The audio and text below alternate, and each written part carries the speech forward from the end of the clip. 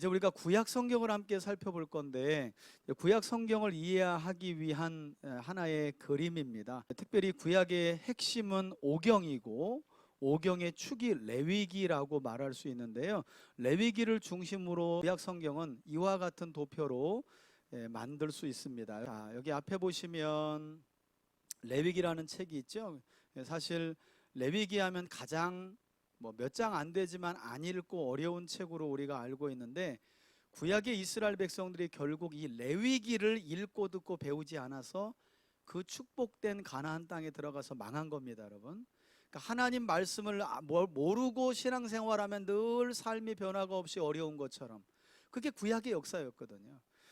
그래서 레위기를 중심으로 우리가 구약을 보는데, 이 레위기를 율법이라고도 말하는데, 율법이라고 말하면 보통 우리에게는 이제 반감이 있고 부정적인 의미가 많은데, 그래서 저는 이 레위기 또는 율법이라는 걸 거룩한 삶의 지침서다 이렇게 부르고 싶어요. 왜냐하면 이스라엘은 거룩한 하나님의 백성으로 선택받고 구원받았기 때문에, 구원받고 선택받은 거룩한 백성답게 사는 지침서가 바로 레위기라고 말할 수 있다. 이 레위기의 핵심은 십계명이죠. 그래서 십계명을 조리면 하나님 사랑과 이웃 사랑, 이렇게 말할 수 있는 거예요. 그래서 10개의 이 계명, 하나님 사랑과 이웃 사랑을 풀어 놓으니까 십계명이 되고, 십계명을 다시 조금 더 자세히 풀어 설명하니까 레위기가 되는 거예요. 그래서 이 레위기를 보통 우리가 율법이라고 부르는데요. 레위기를 중심으로 해서 창세기는 이 레위기라는 언약을 이스라엘과 맺으신 하나님이 누구이신지를 소개하고 있어요. 특별히 하나님은 창조주이시고 심판의 주가 되시고 구원의 주가 되신다는 사실을 우리에게 시작부터 명확하게 가르쳐주고 계시고요. 출애굽기는 이 레위기라는 언약을 하나님과 이스라엘 사이에 맺기까지의 과정입니다.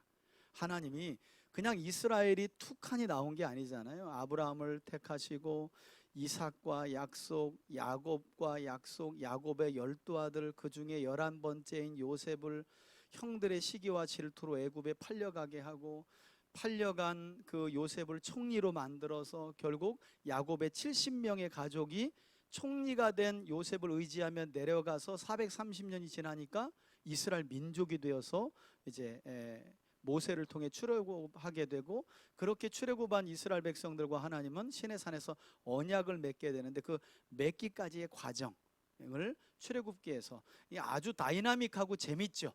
애굽의 신들의 목을 하나님이 탁 치잖아요. 그래서 피게이파 악도금의 흑장이 10개의 재앙은 애굽 사람들이 가장 의지하는 72가지 신 중에 탑10이거든요. 탑10. 레위기는 언약의 전문이죠. 많은 분들이 헷갈려하는 게, 그러면 목사님 레위기라는 율법을 지켜야 구원받는 겁니까? 이렇게 물어봐요. 충분히 헷갈릴 수 있어요. 여러분, 우리가 하나님의 말씀을 지키는 이유는 뭐예요? 천국 가려고, 구원받으려고. 여러분, 그렇게 생각하시면 안 됩니다. 이게 거꾸로 된 거예요. 하나님이 모세를 통해 이스라엘 백성들을 애굽에서 구원하신 후에 구원받은 백성에게 거룩하고 복된 삶을 살아가라고 율법을 주신 거지, 하나님이 구원 밖에 있는 사람들에게 십계명을 주신 게 아니에요. 똑같아요. 왜 우리가 하나님의 말씀을 지켜 순종해야 하는 책임이 있느냐? 우린 하나님이 선택하시고 구원하신 하나님의 자녀들이기 때문인 줄 믿습니다. 그래서 지키는 거죠. 이걸 잘못 알아. 말씀 못 지키면 천국 못 간대. 그렇지 않아요, 여러분. 말씀 못 지키면 천국 못 가는 게 아니라, 말씀 못 지키면 하나님께 종종 매맞는 거지.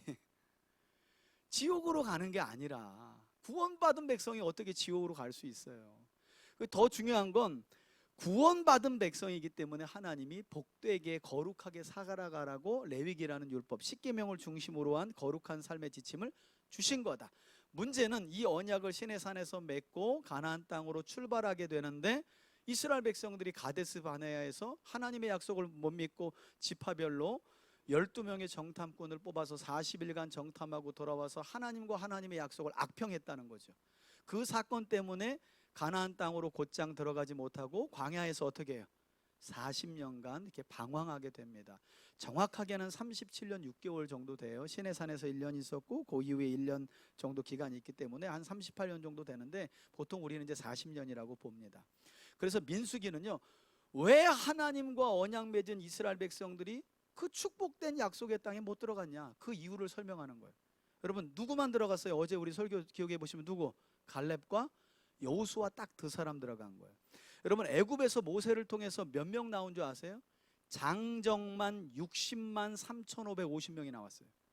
60만 3,550명 중에 딱 2명 들어간 거예요. 그러니까 이제 기겁되죠. 어이씨, 천국 못 가나 보다. 왜 여러분들을 60만 3,548명이 왜 넣어? 내가 갈렙이 되면 되지. 하나님이 나를 여호수아가 되도록 부르셨는데, 아니 그렇게 많은 사람 중에 2명 들어갔어요. 그럼 나 못 들어가겠네. 그러고 있네 또. 아니 왜 나를 못 들어가는 사람에게 넣냐고. 들어갈 사람으로 하나님이 부르셨는데. 할렐루야. 어제 우리 갈렙에 대한 이야기 들었잖아요. 성실하게 보고했다. 어떤 의미가 있었어요? 원어적으로 보니까 보이는 대로 말하고 행동한 게 아니라 같이 정탐하고 돌아왔는데 마음에 믿어지는 바를 따라 보고했다는 거예요. 성이 견고하고 안악자손이 있었다. 그러나 그들의 신은 그들에게서 떠났고 여호와가 우리와 함께 계시니 그들은 우리의 밥이라. 믿어지는 대로 보고했다는 거예요. 그 대가로 약속의 땅을 받은 거 아니야. 갈렙이 여호와께 충성했다. 어떤 의미가 있어요?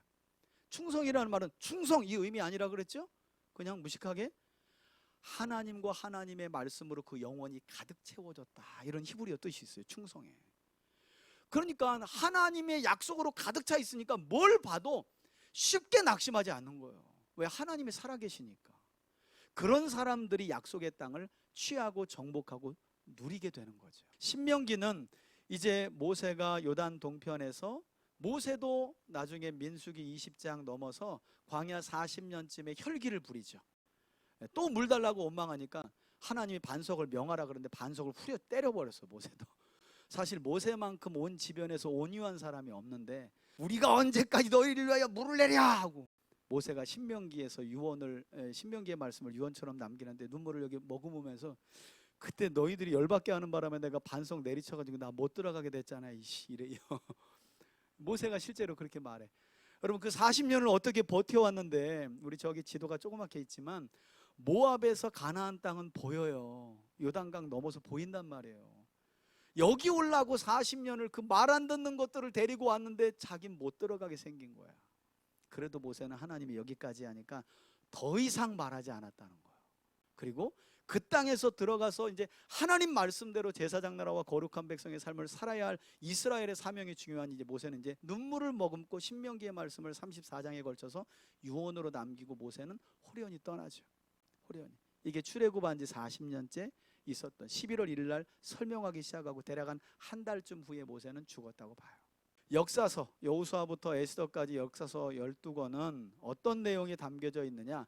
하나님과 이스라엘 사이의 시내산에서 맺은 이 거룩한 삶의 지침을 따라 이스라엘이 살았을 때 복을 받고 그들이 약속한 대로 언약을 맺은 대로 살지 않았을 때 벌을 받은 역사가 여호수아부터 에스더까지. 그래서 성경은 아주 단순해요. 레위기를 여러분들이 중심으로 구약을 이 그림만 그릴 수 있다면 성경은 아주 단순하게 정리할 수 있어요. 그런가 하면 시가서는 고난의 시간 속에서도 끝까지 하나님을 믿고 의지하고 하나님의 약속을 의지하여서 구원받은 사람들이 그 구원을 노래하고 지혜를 노래한 내용이 시가서고요.